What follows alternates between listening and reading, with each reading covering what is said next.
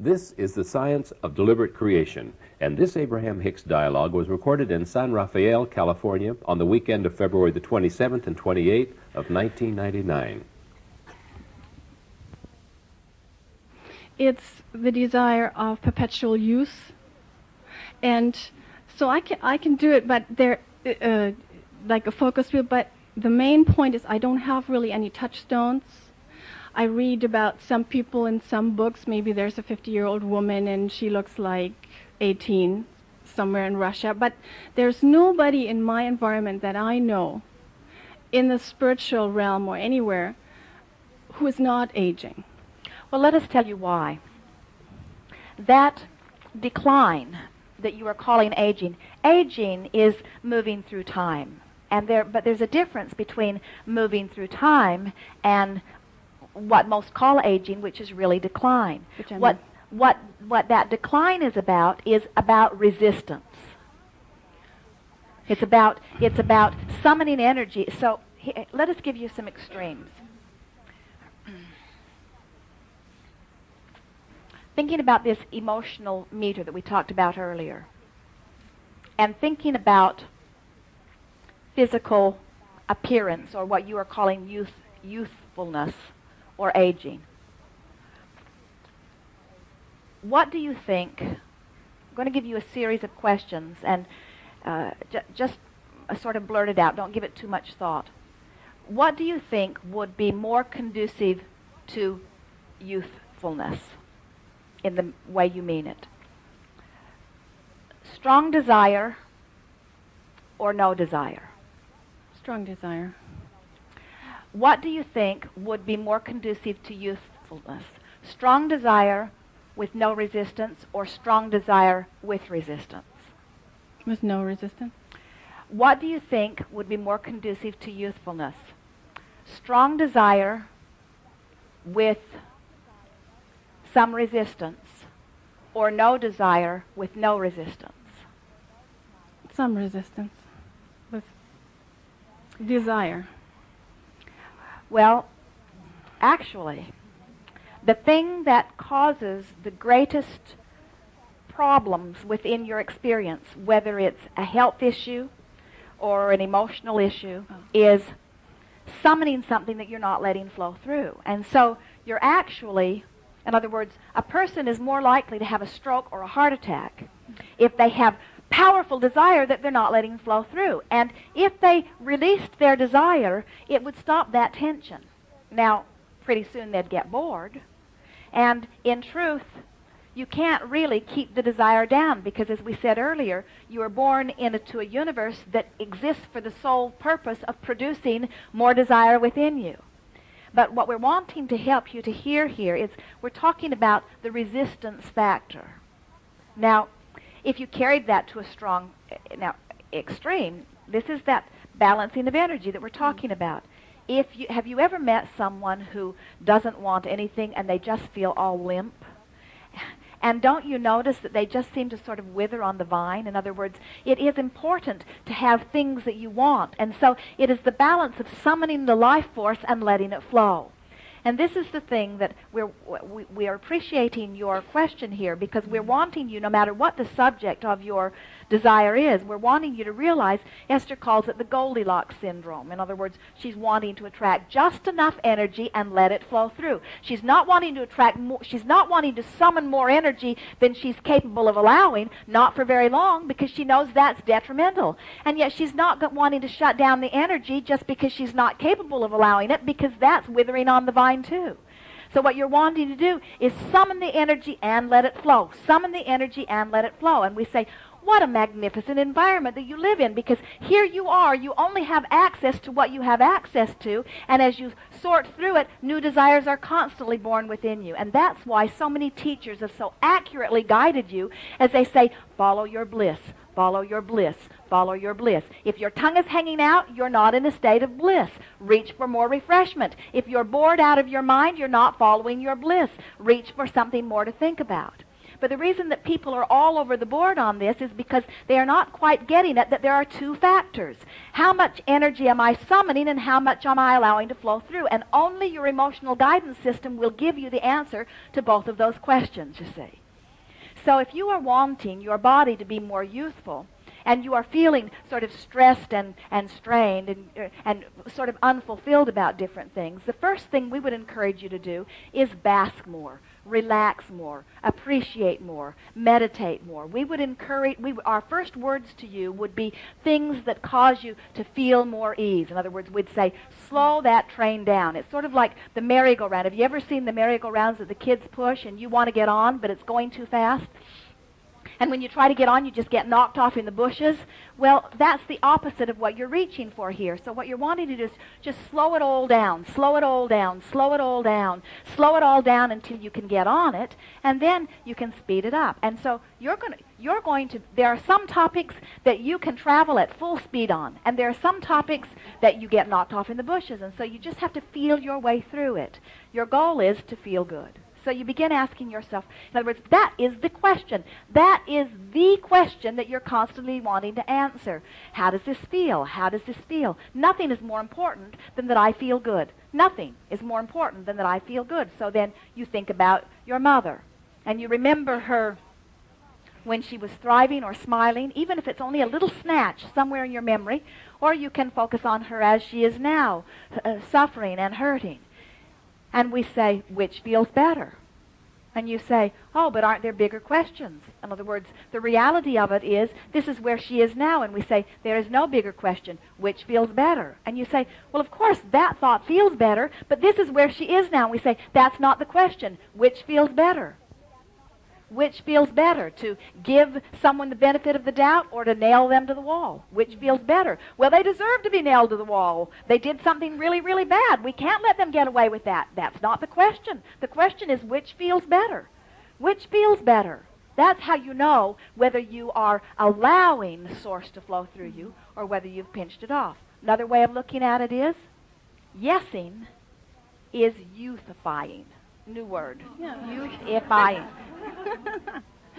Well, yesing brings life and allows it. Saying no to things does exactly the opposite. And think about the people that you know. The ones that are still saying yes are the ones that are flowing and free. The ones that are saying no to this and no to this and no to this, it's apparent in everything that's happening around them. Well, sometimes it's like looking at some masters or an incarnation of the divine there. And they look, or being in their presence, you feel they're very connected. And yet they either choose to decline. Yes, that's very wise of you, because you don't know what their intention is.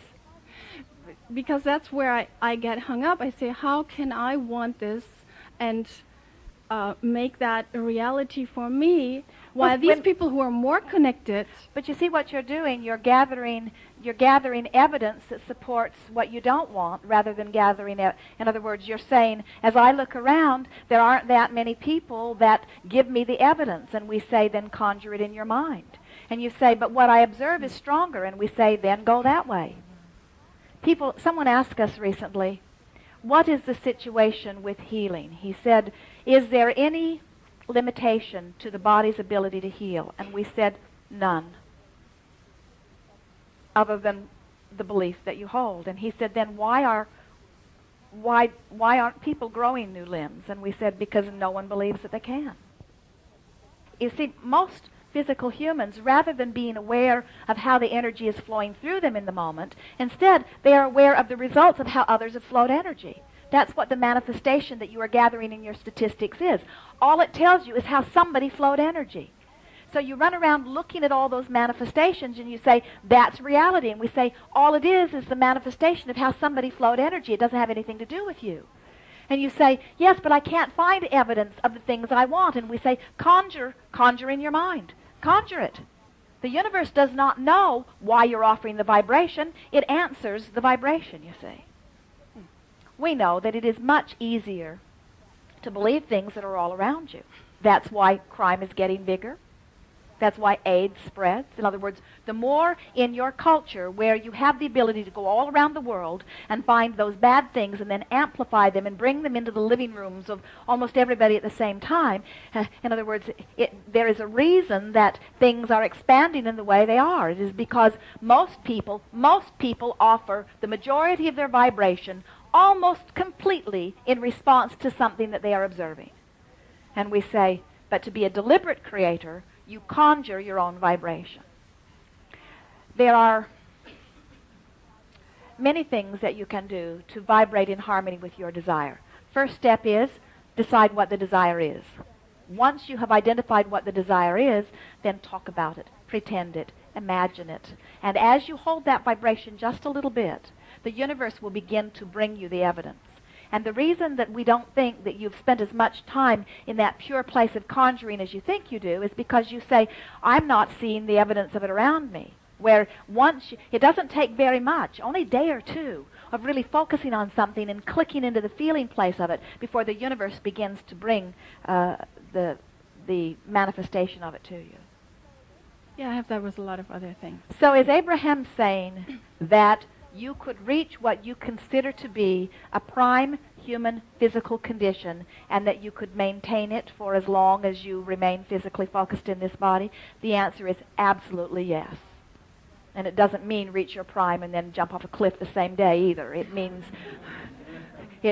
reach your prime and bask in the deliciousness of that. Now, why is, other than that, the more consistent experience? Because most everybody is looking around and vibrating in response to what they are seeing. So what is the solution? Look around less, imagine more. Look around less, imagine more. Look around less, imagine more, until your imagery is the most familiar vibration that you have. And then they'll write books about you. Good. What more? Here. Thank you, Abraham. I have some questions about when we leave physical existence and you say we reemerge into the pure positive. Good time for a segment of refreshment. We are.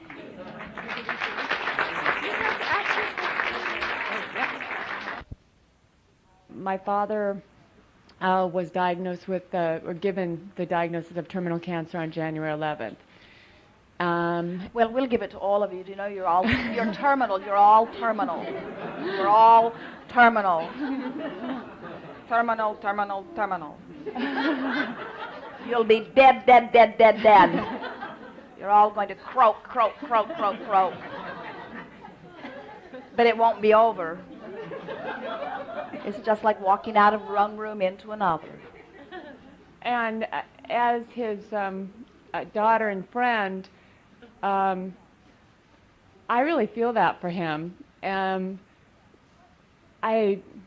Well, what's his feeling about this physical experience? In other words, does he strike you as someone who is bored, someone who is eager, someone who's done, someone who's overwhelmed, someone who's loving life, someone who wants more, someone who's resigned? In other words, what do you get from him? What's his feeling about life?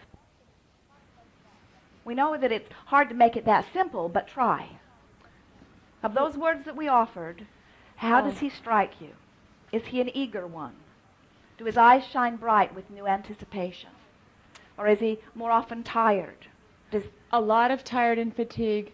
Eagerness when specific people are around.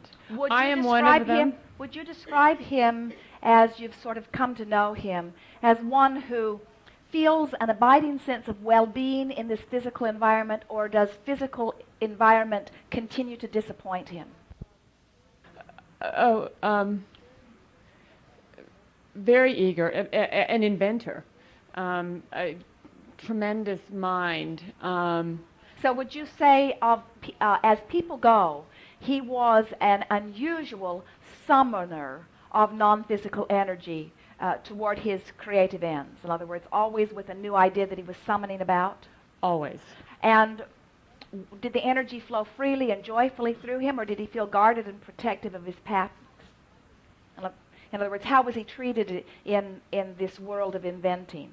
Or what was his response to it? Was it joyful or frustrating? I think there was joy in his professional life. In his personal life, I think it wasn't as fulfilling. Emotional life, there was a split. Did he work independently or for another company? Almost always for himself. And was he successful in creating things that then were received and understood and marketed? About 30%. There were many that were ideas that went underdeveloped, or as he used to say, very few people know my genius. And that's what we're getting at. In other words, that you see, when you summon powerfully non-physical energy, but your belief or observation or habit of thought does not let it flow comfortably, then it is the perfect environment for that contradiction of energy, which is what all illness is. And so there are some who would say, Abraham, I don't get this. I am much more positive than some other people that I know. But I'm sick and they're not. What goes on here? And we say, remember, there are two factors. How much energy am I summoning? And of that energy that I'm summoning, how much am I allowing? So what you have on your hands here is a father who summoned dramatically, and through the process of banging around, did not learn how to allow the energy that he was summoning to flow. But he can do that any time. In other words, if you are wanting to assist him, in other words, the chemotherapy doesn't matter. The chemotherapy can be effective because it can give belief, but your father's a little too smart for all of that. In other words, it was illogical to him, and so it could not be effective for him. What you're wanting to explain to him is this business of energy. We think he will get it clearly. He knows it is poured through him often enough at a conscious level. And then say to him, I think what's been happening to you is you've been summoning like the likes of which the average 10,000 people wouldn't do, all in one clump. And then you had habits of thought that didn't allow it to flow. And all you have to do, Dad, tell him, is relax and release. In other words, all he has to do is be easy about this, and his well-being will return. That's great.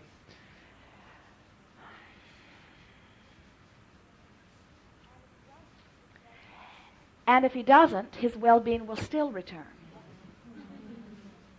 But we agree with you. We do not think that he is finished.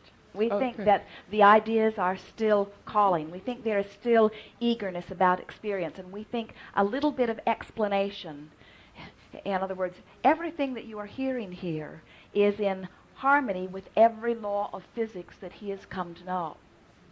And so he will hear it more clearly than almost anybody that you would describe it to, especially from your place of clear knowing. And so, to put it in simple terms, if you wanted less, you could have been more involved in contradictory thought and it would not have had this effect.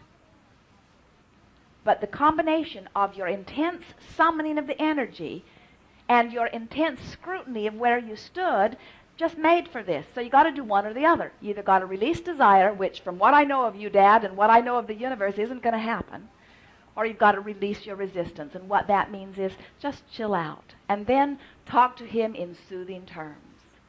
Appreciate all that he is. Appreciate how well he has done. Appreciate how he has stimulated you to thought. Appreciate his contribution to society. Appreciate the power of his mind. Appreciate his ability to focus. Appreciate his willingness to learn. Appreciate his willingness to discover new things even now. Oh, yes.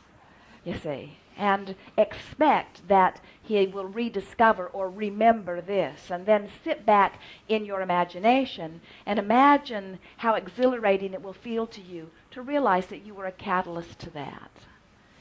You cannot give to someone something that you do not yet have. And so You're going to want to practice this in your imagination for a while until you feel ease. In other words, when you feel ease, and we can feel it washing over you, you are feeling much easier about this than you have in some time. So as you feel ease, and then you hold him as your object of attention, and you express the ease that you are feeling, oh, it goes a long way in soothing the energy. What you're wanting, and we would begin by saying things to him such as, we aren't running any races here, and there's no right or wrong in this. And I don't sense that we're up against a severe timeline. And I think we have plenty of time to find our way here. And I'm glad that you're away from that chemotherapy, which was keeping you so out of balance. And I really believe that your natural resources will find their alignment more powerfully now than then. And a part of me always felt, but really knows now, that that action was counterproductive and that your real stability is beginning now. And once your recovery is complete, and I sense that it will be rather soon, what's your next project? Of all the things that you were excited about, what's your next project? In other words, you're wanting to sort of keep him happily focused at the same time that you're soothing. And because you are such a dear friend, and because he's open and listening to you more than ever before in his entire life, we think this will be a very satisfying thing that is about to unfold between the two of you, and more. Yeah. It started. It's been really good. Yes. It brought up for me, as I've spent so much time in college, on the floor, and in the doctor's office, medical tests, mammograms, pap smears, amniocentesis. It's like, if what Western medicine would offer with their information wouldn't be my choice, why would you have the test done?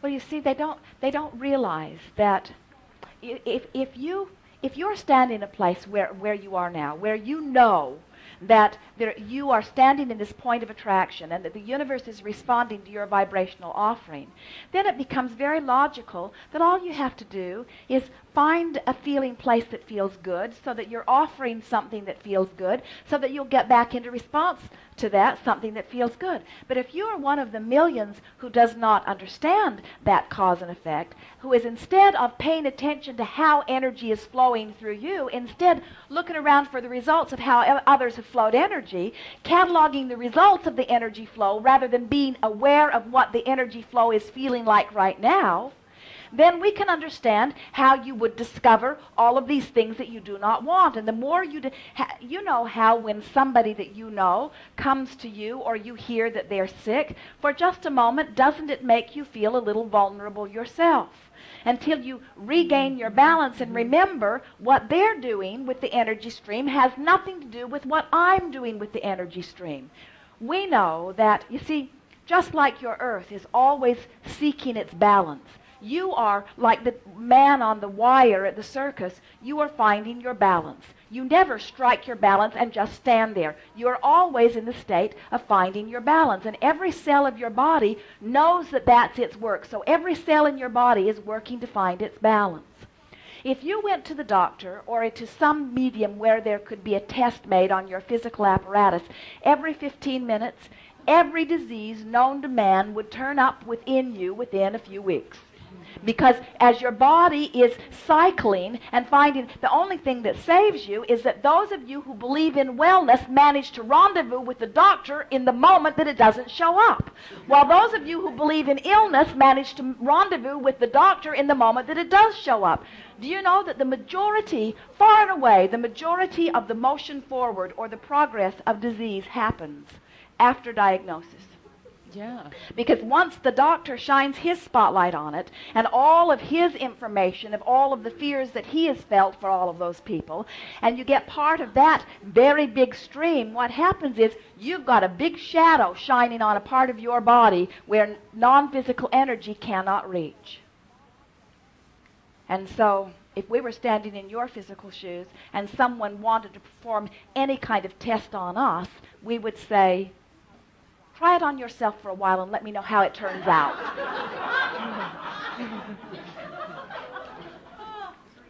Let me know how it works out.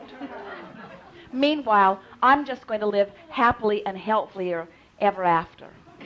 Oh, good. That's how I'm feeling. Esther said to a gynecologist one day, doesn't it bother you that you strike terror in, because this woman was going after Esther with very strong information, and Esther knew that it was about sales. And Esther said, doesn't it make you uncomfortable? And the woman said, what? And Esther said, doesn't it make you uncomfortable trying to make me uncomfortable?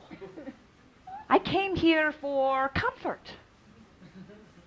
And I won't be back because I didn't find it here.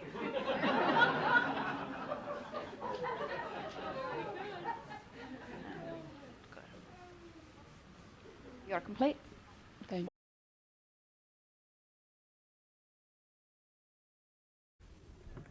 This is the science of deliberate creation, and this Abraham Hicks dialogue was recorded in San Rafael, California, on the weekend of February the 27th and 28th of 1999.